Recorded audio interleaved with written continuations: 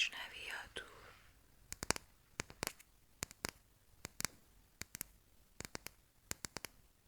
خیلی خوب. حالا فاصله نزدیک یا دور؟ خیلی خوب.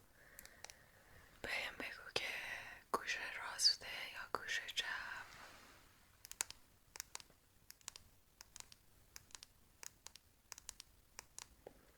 گوش راسته یا گوش چپ؟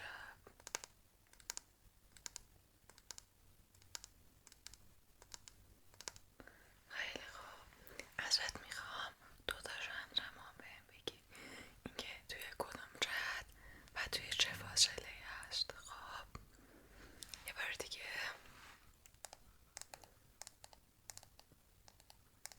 خب حالا این بار.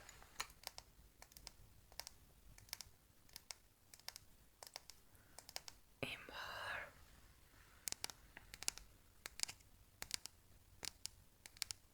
الان چی؟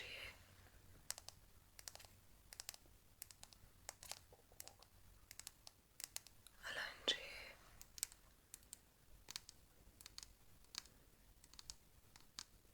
الان چی؟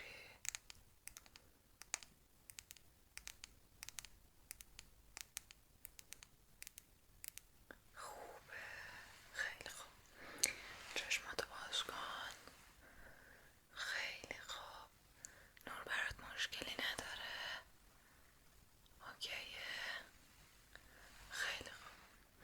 ازت میخوام که دوباره به تمرکز روی اینجا ادامه بدی و اگر این نور حرکت کرد تمرکزت رو همینجا نگه داری. خب یادت باشه که توی چه جهتی حرکت کرد. میخوام توی تشخیص نور یه سری سوال ازت بپرسم. اوکی؟ خیلی خوب. خیلی خوب. تمرکز اینجا. نور الان کدوم سمت صورت منه؟ خیلی خوب.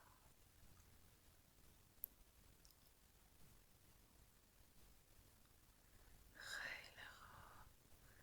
میتونی هنوز اینجا تمرکز کنی؟ اوکی. نور الان کدوم سمت صورتته؟ خیلی خوب. نور کدوم سمت صورت منه؟ خیلی خوب. خیلی خوب. نور الان کجاست؟ خیلی خوب. نور کجاست؟ تمرکز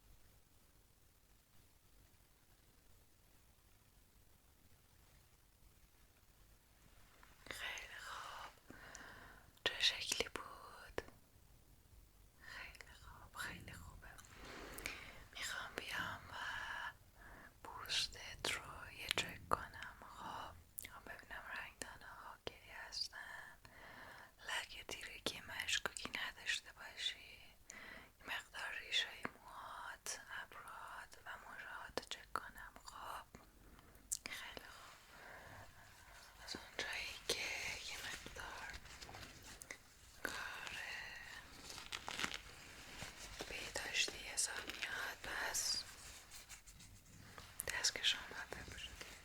خیلی خوب. این از دستکش ها. خیلی خوب. بذار که کامل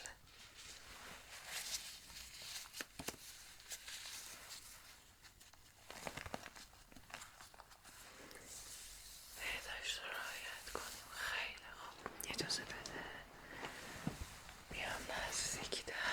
خیلی خوب. خیلی